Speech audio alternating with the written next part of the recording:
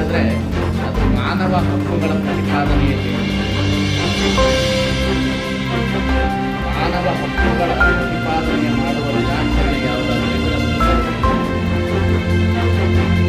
ಮೊಟ್ಟ ಮೊದಲಿಗೆ ಮಾನವರನ್ನ ಅಸ್ಮಿತೆಗೆ ಗೌರವ ಕೊಟ್ಟಂತಹ ಒಬ್ಬ ಮಹಾತ್ಮ ಬಸವಣ್ಣನವರ ಕ್ರಾಂತಿ ಪ್ರಾರಂಭ ಆಗಿದ್ದು ಬಸವನ ಬಾಗೇವಾಡಿಯಲ್ಲಿ. ಆದರೆ ಅದು ಪೂರ್ಣಗೊಂಡಿರ್ತಕ್ಕಂಥ ಒಂದು ಮನೋಭಾವನೆ ಹುಟ್ಟಿರ್ತಕ್ಕಂಥದ್ದು ಕೂಡಲ ಸಂಗಮ.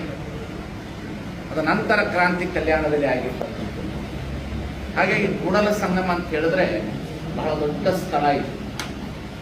ಜಾಗತಿಕ ಮಟ್ಟದ ಸಮಾಜ ಸುಧಾರಕರು ಏನೇನು ಇದ್ದಾರೆ ಅವರವರ ಸ್ಥಳಗಳು ಎಷ್ಟರ ಮಟ್ಟಿಗೆ ಜಾಗತಿಕ ಮಟ್ಟದ ವ್ಯವಸ್ಥೆ ಒಳಗಡೆ ಇದೆಯೋ ಅಷ್ಟೇ ಇಡೀ 1000 ವರ್ಷದಿಂದ ಮಾನವ ಹಕ್ಕುಗಳ ಪ್ರತಿಪಾದನೆ ಮಾಡಿರ್ತಕ್ಕಂಥ ಕೂಡಲ ಸಂಗಮ ಬಹಳ ದೊಡ್ಡ ಸ್ಥಳ ಇದೆ.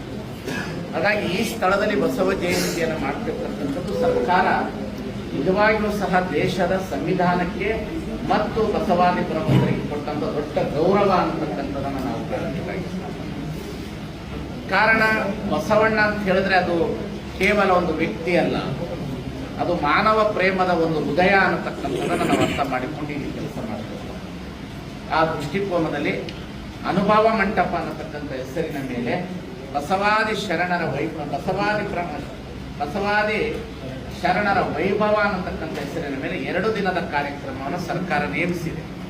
ಅದಕ್ಕೆ ಕರ್ನಾಟಕದ ಅನೇಕ ಪ್ರಜ್ಞಾವಂತರನ್ನ, ಎಲ್ಲ ಸಮುದಾಯದವರನ್ನ ಮತ್ತು ಸಾಹಿತಿಗಳನ್ನ, ಸ್ವಾಮಿಗಳನ್ನ ಒಂದು ಸದಸ್ಯರ ಸಲಹಾ ಸಮಿತಿ ಮಾಡಿಕೊಂಡು ಅವರ ಸಲಹೆ ಸೂಚನೆಗಳ ಮಾರ್ಗದರ್ಶನ ತೆಗೆದುಕೊಂಡು ಸರ್ಕಾರ ಒಳ್ಳೆ ರೀತಿಯಲ್ಲಿ ಕಾರ್ಯಕ್ರಮವನ್ನು ರೂಪಿಸ್ತಾ ಇದೆ.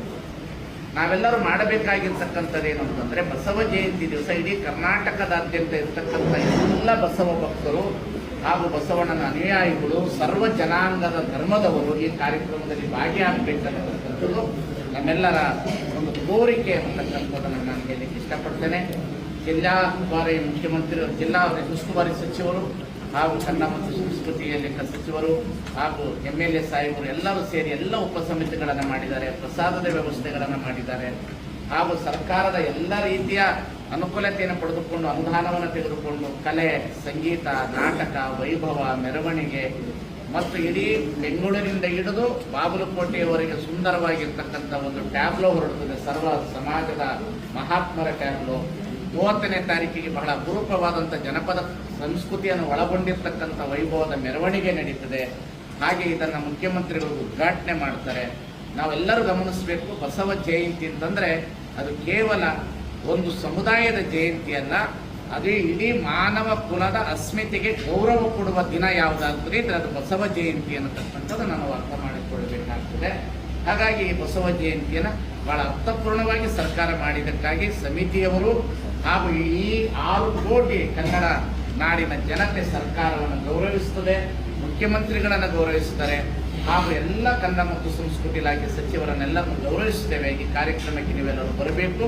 ಅದಕ್ಕಿಂತ ಹೆಚ್ಚಾಗಿ ಮಾಧ್ಯಮದವರು ಈ ಕಾರ್ಯಕ್ರಮವನ್ನು ಒಳ್ಳೆ ರೀತಿಯಲ್ಲಿ ಸ್ವಪ್ರೇರಿತವಾಗಿ ಪ್ರಚಾರ ಕೊಡುವುದರ ಮುಖಾಂತರ ಜನಗಳನ್ನು ಬರಲಿಕ್ಕೆ ಅವಕಾಶವನ್ನು ಕಲ್ಪಿಸಿಕೊಡುವಂಥ ಕಾರ್ಯಕ್ರಮಗಳನ್ನು ಸಹ ಮಾಧ್ಯಮಗಳು ಮಾಡ್ತಾರೆ ಅನ್ನತಕ್ಕಂಥ ವಿಶ್ವಾಸವನ್ನು ನಾವು ಹೊಂದಿದ್ದೇವೆ ಅನ್ನತಕ್ಕಂಥ ಮಾತನ್ನು ಹೇಳ್ತಾ ಈ ಕಾರ್ಯಕ್ರಮವನ್ನು ಅಚ್ಚುಕಟ್ಟಾಗಿ ನಡೆಸ್ತಿರ್ತಕ್ಕಂತಹ ಜನ ಸರ್ಕಾರಕ್ಕೆ ಮತ್ತೊಮ್ಮೆ ನಮ್ಮ ಸಲಹಾ ಸಮಿತಿಯ ಎಲ್ಲ ಸದಸ್ಯರ ಪರವಾಗಿ ಹೃತ್ಪೂರ್ವಕವಾದಂಥ ಧನ್ಯವಾದಗಳು.